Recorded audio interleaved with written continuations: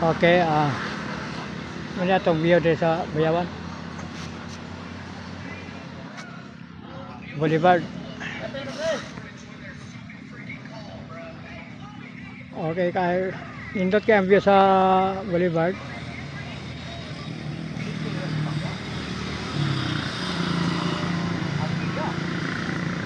Plano-plano pa na sila. Pulo na yung mga kabana natin rin, mga vloggers na sila guys.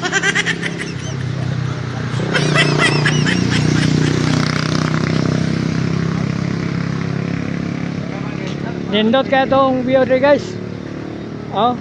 Guys, may moto. Kita na ito na itong mga sapat na to. May mga unga-unga, mga tikbalang. Nagtapok na din sila. Mga tanga, mga ugdok. Tara nga mamalalang mananap ni Adri katapok. Na mamalalang mananap na sila. Mga sapat na sila diya. Kung ka na din nasapat mo na siya ikaw diya. Muna itong view. Sobra ni siya 3 ka kilometro. More than 3 kilometers. Ikan dito napita ko sa may circle, sa may rotunda dito, rotunda pinakalayo pa kay rotunda diya. Dito pa dulo na ito sa may katong bagong Pisires. Dayon pa dulong na dito. So init kay guys, alas 2. Mga alas 11 ng tanghali. Pa alas 12 na ni guys. Maraga medyo gablard atong karon tungod sa sobrang init. Sobrang init gyud. Lawan ni siya atong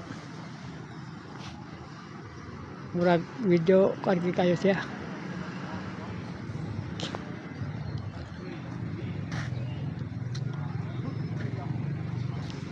Unsa kay gibuhatan ning tulo? Paaway sa karon sila gamang.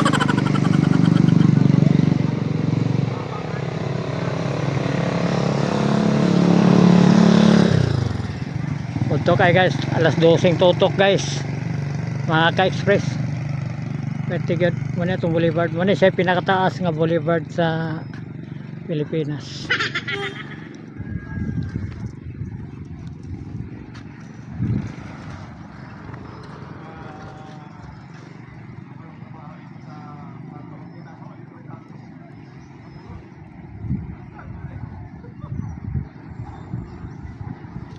Diyan ka side.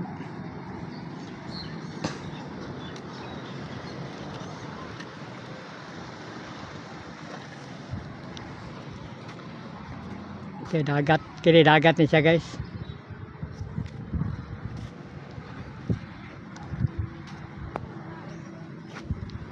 Nindot kaya itong dagat guys. So, Dapre na Boulevard.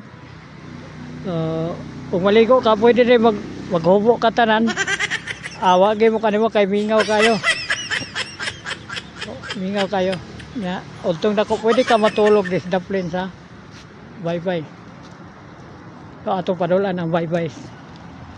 Tari kaninot ang beauty sa Bayawan.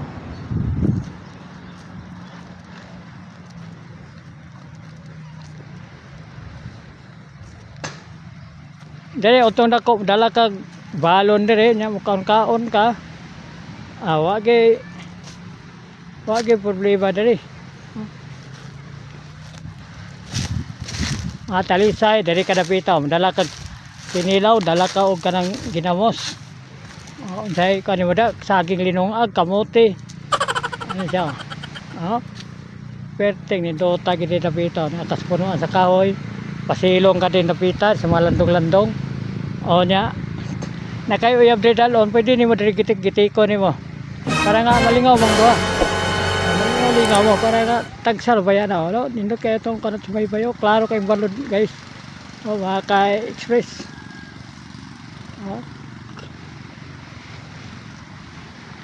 Medyo sweet tiging ito alas 12 tutok guys. Wala nga.